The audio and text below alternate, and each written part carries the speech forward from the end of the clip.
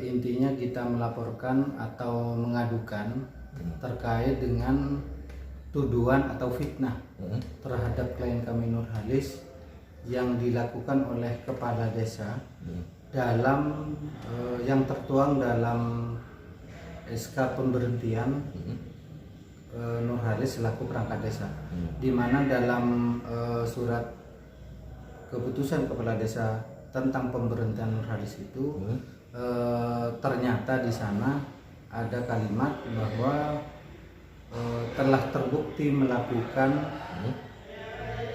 perbuatan asusila sebanyak 3 kali. Sedangkan klien kami itu tidak pernah merasa diproses oleh proses aparat penegak hukum, itu satu. Terus yang kedua, belum pernah ada putusan pengadilan yang terkait dengan bukti apa yang telah dituduhkan kepada klien kami itu. Yang dilaporkan ini kepala desa mana, Mas? Kepala Desa Dut, Kecamatan Panahukan. Kenapa baru kali dilaporkan, Mas? Setelah sampai juga kemarin melaporkan kasus serupa tentang pemerasan oknum wartawan yang kemarin itu, Mas? Begini, kami menduga itu ada kaitan ada kaitan peristiwa antara apa yang kami laporkan yang pertama dengan yang pemberhentian ini, atau dalam pemberhentian itu yang ada kata tuduhannya atau fitnahnya, menurut analisa kami. Itu jadi kenapa baru sekarang, kami tidak sembarangan begitu terbit langsung kita anukan, tidak, kami pelajari dulu terkait dengan hal apa yang ternyata dalam surat keputusan pemberhentian itu. Ketika di sana disebutkan ada fitnah atau hal yang tidak sesuai dengan apa yang terjadi, pasal apa yang dianukan itu? Yang pada intinya kami masukkan pasal 311.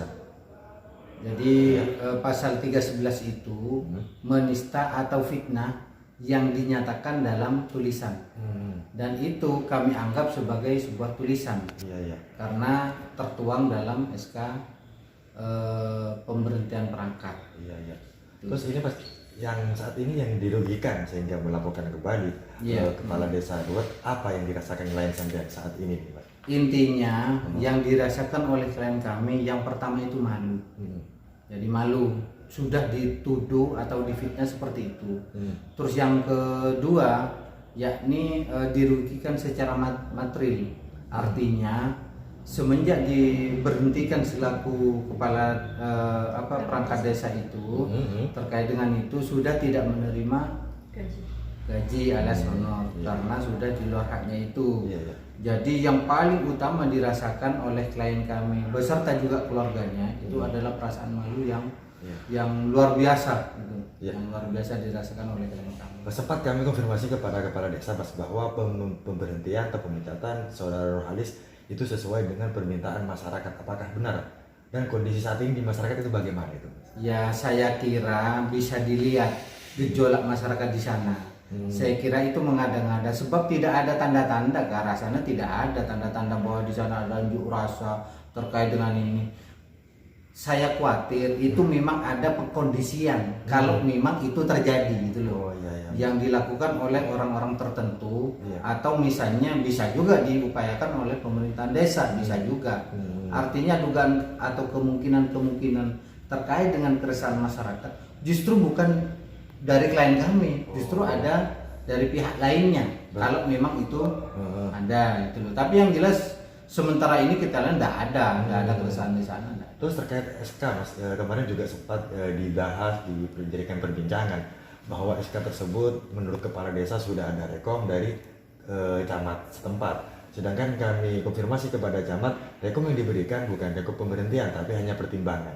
Menyikapi itu bagaimana, Mas? Apakah dengan pemberhentiannya saudara Pak Nurhalis ini juga bisa melaporkan tentang rekomendasi yang dilakukan Pak Camat yang seakan-akan tidak jelas memberikan statement itu, Mas? Apakah juga bisa dilaporkan juga atau gimana itu?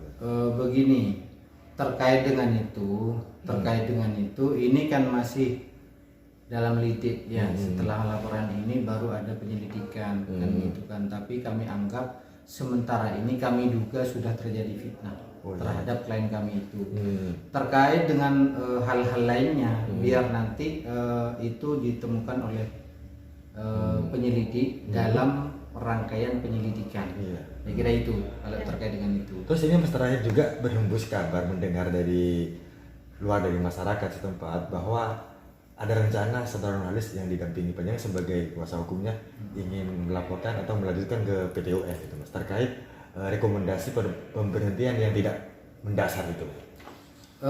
Masih kami dalam tahap pertimbangan kami kalau misalnya terkait dengan upaya hukum kami untuk ke PT UN.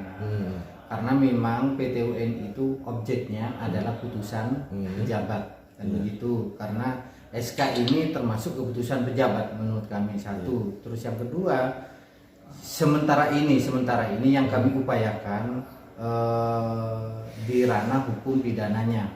Jadi perbuatan pidana yang pertama sudah kita laporkan saudara Imam itu, saudara I itu terkait dengan upaya pemerasan yang sudah terjadi dan itu sudah proses. Mungkin dalam waktu dekat tidak lama lagi yang bersangkutan itu akan dipanggil untuk diperiksa satu.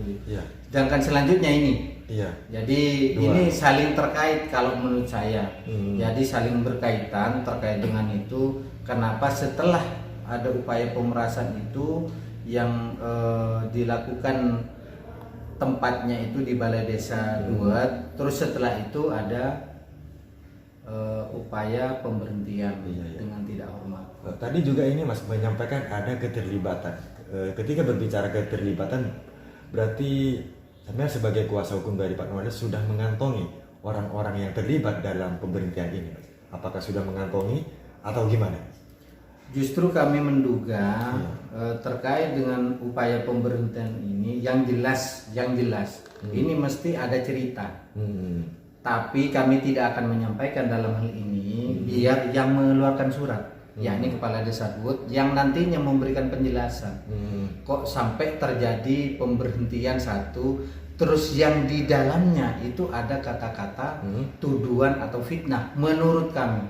Karena di sana jelas tertera kalimat terbukti melakukan perbuatan pidana perbuatan asusila sebanyak 3 kali, sedangkan menurut klien kami ini belum pernah diproses hukum, belum pernah melakukan perbuatan itu belum pernah. Dalam artian kok bisa moro-moro ada kalimat terbukti. Terbukti bagaimana? Apa berwenang kepala desa untuk